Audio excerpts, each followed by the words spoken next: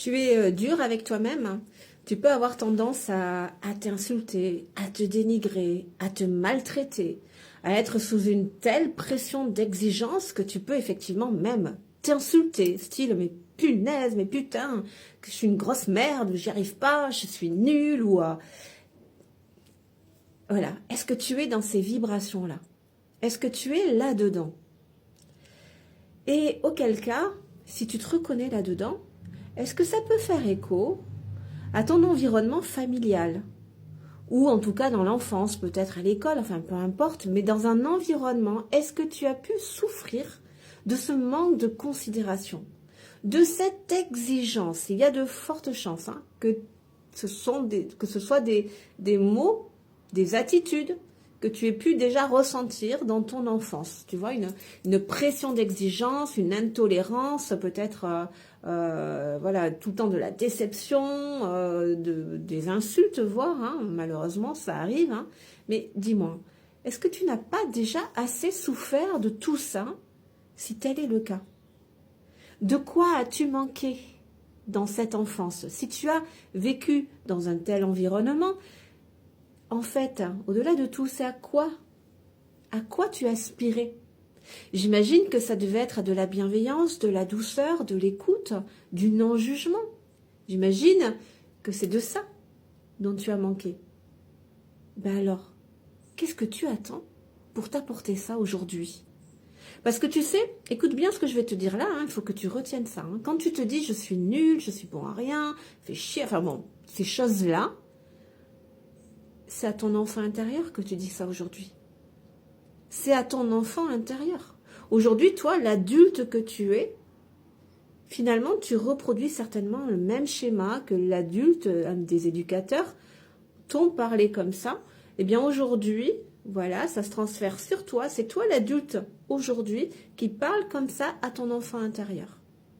Donc, en fait, tu continues de l'insécuriser, de le dévaloriser, de l'humilier, d'être très exigeant envers lui.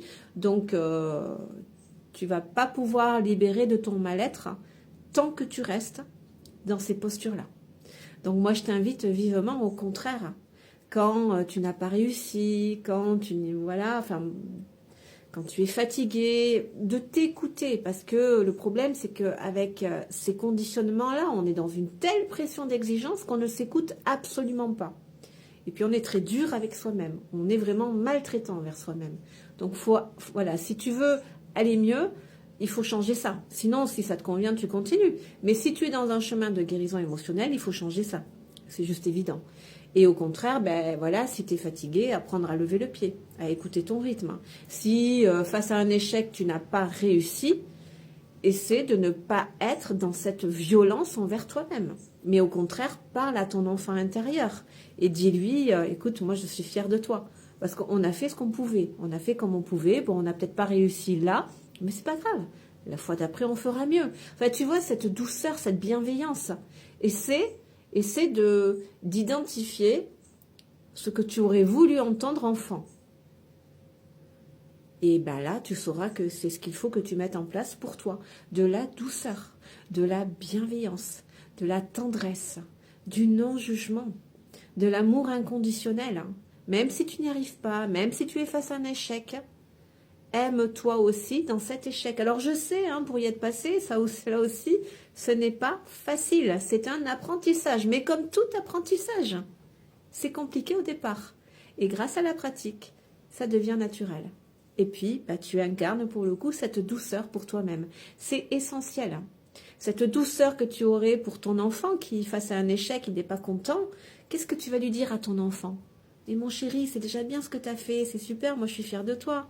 À une amie, un ami qui, face à un échec, est hyper dur contre lui-même, qu'est-ce que tu vas lui dire? Mais te mets pas dans ces états-là quand même, tu as fait ce que tu as pu, c'est déjà très bien. Enfin, voilà, cette douceur, cette bienveillance que tu peux avoir pour l'autre, à un moment donné, c'est à toi-même aussi qu'il te faut l'accorder. C'est super important. Si tu veux aller mieux, bien sûr.